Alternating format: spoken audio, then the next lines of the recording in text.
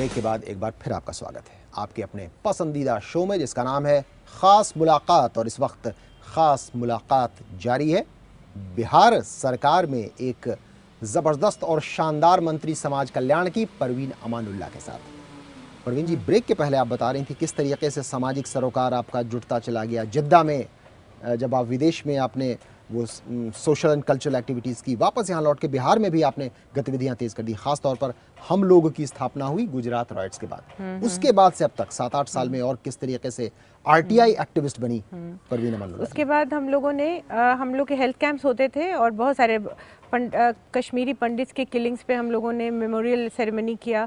फिर गुजरात राइट के जो एनिवर्सरी का समय था उसमें हम लोगों ने एक धरना किया कि उनको रिहैबिलिटेट किया जाए, उनको उनका कॉम्पनसेशन मिले। तो ये सब करते हुए फिर हम लोगों ने एक बार मिस्टर लिंडो को यहाँ पे बुलाया था हमारे फर्स्ट स्थापना दिवस पर।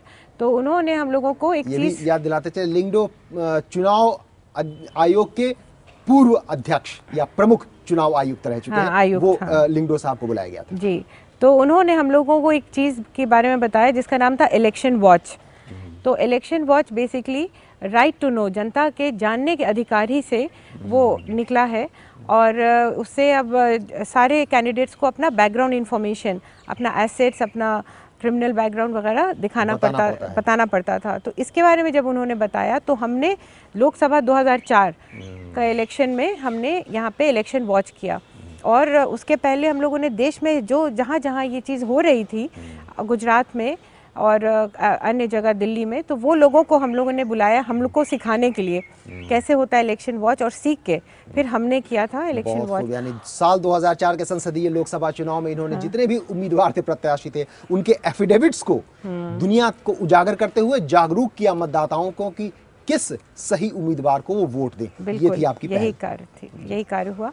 और उसके बाद इसी से सूचना का अधिकार की जो हमारी जानकारी हुई उसमें हमको इंटरेस्ट इतना हो गया, हम बोले अब हम जिंदगी भर इसी काम को करने वाले हैं, इससे बढ़ के और कोई काम नहीं है हमारे देश में। इसमें काफ़ी खतरनाक काम भी है परवीन जी, क्योंकि हमें खबर मिली है कि आपके देखा देखी या कहें आप जिनने जब किया, बहुत और लोगों ने भी आरटीआई एप्लीकेशन लगाने शुरू कर दिए। लेकिन उसमें खुशी गम में तब्दील तब हो जाती थी जब उन्हीं को फंसा करके उन पर केस लाद दिए जाते थे। और फिर उनको भी बचाने का आपने काम किया। वैसे लोगों को जिनके खिलाफ झूठे मुकदमे दायर किए गए, आरटीआई एप्लीकेशन, उस अनुभव को जरा बताएं।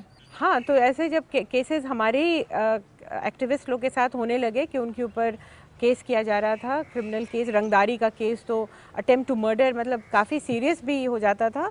तो हम लोगों ने इसको उजागर किया, बहुत बड़े पैमाने पे इसको हम लोगों ने सरकार के समक्ष लाया कि इस पे कार्रवाई हो। और इस पे बहुत स्ट्रॉन्ग ह्यूमन राइट्स, हम लोगों का स्टेट ह्यूमन राइट्स ने भी बहुत बड़ा अच्छा उसमें काम किया कि बहुत कड़ी नोटिस भेज दी सरकार को कि आप ये सारे वीडियोस को सस्पेंड कीजिए जिनके द्वारा ये हुआ है। तो एक बहुत स्ट्रॉन्ग मैसेज गया। तो आपकी ज़िंदगी से बहुत स्ट्रॉन्ग मैसेज आम जनता को, आवाम को मिल रहा है, और शायद इसीलिए हम खास मुलाकात में मुखातिब हैं परवीन जी के साथ। तो इसके उदाहरण के तौर पर मैं बिल्कुल स्पष्ट ईमानदारी से आपकी बात जानना चाहूँगा। सख्त एक निर्देश दिया गया सरकार को, प्रशासन को। खुद आपके शौहर प्रशासन के एक पक्ष थे, तो एक प्रकार का वो टकराव, तनाव या आम जनता नहीं देखती थी कि वाइफ एक तरफ और हस्बैंड दूसरे पक्ष में? दोनों तरफ दूसरे, देखिए सरकारी काम क्या है, वो जनता ही का काम है ना। और मेरे हस्बैंड को कभी कोई तकलीफ नहीं हुई, क्योंकि वो भी हमेशा अच्छा ही काम करते हैं, जनता के लिए ही काम कर रहे हैं, मतलब प्रो जनता ही हैं, तो उनको क्या इससे तकलीफ। और जब गलत हो रहा है, जब कोई गलती कर रहे हैं वीडियोस, तो उसका पक्ष लेना भी गलत है।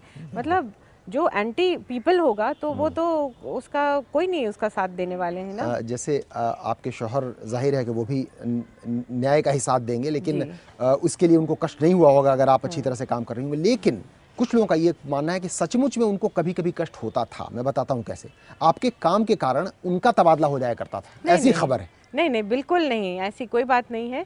होम से वो गए, 3 साल रह चुके थे, और उन्होंने खुद ही सीएम से रिक्वेस्ट किया था कि अब बहुत टेंशन, बहुत ज़्यादा हम टेंशन में हैं, क्योंकि बहुत हाई प्रेशर जॉब है वो होम का।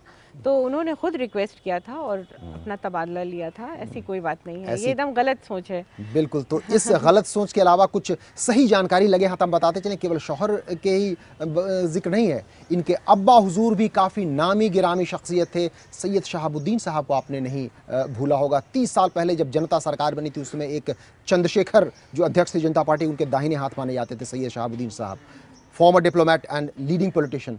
आपके अब्बा हुजूर भी 2 बार सांसद रह चुके हैं। तो उस पारिवारिक बैकग्राउंड से क्या आपको कुछ प्रेरणा मिली, या कुछ आपके इस सोशल एक्टिविस्ट बनने के बैकग्राउंड के तौर पर कुछ उसमें कुछ मदद मिली? एक्चुअली मेरे फादर जो थे वो he was hardly a politician, जो मतलब अभी आप जो पॉलिटिशियन का डेफिनेशन अभी हो गया है, he was not like that. वो भी एकदम सच्चाई और ईमानदारी से काम करने वाले पर्सन है। और उनकी तो ऑब्वियसली पॉलिटिक्स में बहुत समझ है, और हमारी तो बिल्कुल भी समझ नहीं। हम तो सोशल एक्टिविस्ट हैं, पहले भी थे, अभी भी हैं, अपने को यही समझते हैं। और वो सब व्हीलिंग डीलिंग ये सब हमको समझ में नहीं आता इन एनी केस। एक बात बताऊं आपको, लोग भी जानते हैं कि ज्ञान की पहली शर्त होती है अज्ञानता का बोध। तो जिस विनम्रता के साथ आदरणीय मंत्री जी कह रही हैं कि मुझे राजनीति बिल्कुल नहीं आती, ये इसी बात की तस्दीक करती है कि राजनीति में कितनी गहरे और दूर तक जाना चाहती हैं लोगों को सेवा करने के लिए। लेकिन जिक्र किया हमने ज्ञान की, तो हम ये भी जानना चाहेंगे, सैयद शहाबुद्दीन साहब आपके अब्बा हुजूर हुए, तो शिक्षा दीक्षा भी मुकम्मल अच्छी तरीके से हुई, तो कहाँ कहाँ आपकी शिक्षा हुई, किस तरीके से आपका ये व्यक्तित्व उभरा? हमारी शिक्षा तो हुई यहाँ पे पटना में, काफ़ी दिन तक स्कूलिंग किया हमने। फिर दिल्ली से हमने पास किया senior Cambridge Frank Anthony public school, और फिर मिरांडा हाउस कॉलेज में हमने ग्रेजुएशन किया। Botany honours? अगर हाँ ये था बीएससी बायोलॉजी ही था। बायोलॉजी का बॉटनी ऑनर्स के तौर पर आपने किया? Zoology, botany, chemistry. अच्छा, बीएससी ऑनर्स पे आपने किया, तो वहाँ पे विज्ञान की स्नातक और अब राजनीति में मंत्री। लेकिन साथ ही साथ जो शैक्षणिक बैकग्राउंड है, पारिवारिक बैकग्राउंड है, इसमें किस रूप में एक मंत्री के तौर पर आपको मदद मिलती है? खासतौर पर जब हमें जानकारी मिली है कि आपके दोनों बच्चे, बेटी और बेटा भी काफ़ी एक्टिवली आपके लगे हुए थे आपके चुनाव प्रचार में। हाँ, वो तो चुनाव जब का समय होता है तो वो अलग चीज़ होती है। उसमें एक बहुत थोड़ा सा समय में बहुत कुछ करना होता है। बड़े बड़े पब्लिक मीटिंग्स करने होते हैं, उसमें पूरा प्रचार प्रसार का काम होता है, उसमें आपका पोस्टर्स, बैनर्स, अनाउंसमेंट्स, ये सारे जो इतने सारे काम होते हैं वो अकेले एक आदमी नहीं कर सकता है। तो ये मदद करने के लिए हमारे बेटा बेटी रहे, और उन्होंने बहुत ही कुशलता से इसको पूर्ण किया अपना ये काम। क्योंकि हमारा तो होता था जनसंपर्क, मेरा काम होता था, और अगर हम ये सब में रहते तो मेरा जनसंपर्क नहीं हो पाता। तो ये इसमें बहुत मदद मिली। नाम लेके उनके बारे में भी बता दीजिए लोगों को। अजमत, हाँ अजमत मेरा बेटा है, और रहमत बेटी है। वो क्या क्या करती हैं? वो ऐसे तो मेरा बेटा ये है, लॉयर है, वो सुप्रीम कोर्ट में अभी 5 साल का करके लॉ कोर्स वो अभी भी स्टार्ट ही किया है सुप्रीम कोर्ट में प्रैक्टिस। और हमारी बेटी एमबीए है, और वो यहाँ पर एक्चुअली वो बॉम्बे में थी 3 साल 4 साल काम की, फिर वो यहाँ आ गई थी कि हम अपना पटना में कुछ उद्योग शुरू करेंगे। रहमत। हाँ, रहमत। तो वो यहाँ मार्च से हैं, और अभी वही सब काम में लगी थी, सर्वे कर रही थी ये सब में। ग्रेट। यानी कि she is blessed with a proud father, a proud husband and a proud couple of childrens. यानी कि पिता, शौहर, बच्चे सभी गौरवान्वित हो रहे हैं इन परवीन अमानुल्लाह, जिस तरीके से एक नया चेहरा नीतीश सरकार की उभर कर आई हैं बतौर समाज कल्याण मंत्री। परवीन अमानुल्लाह जी के साथ बातचीत जारी रहेगी। किस तरीके से और कुछ सपने संजोए हैं इन्होंने समाज कल्याण मंत्रालय के लिए, किस तरीके से अगले 5 साल में अपने कर्तव्य को निभाएंगी, इस बारे में भी हम चर्चा जारी रखेंगे। बातचीत जारी रहेगी इस छोटे से ब्रेक में।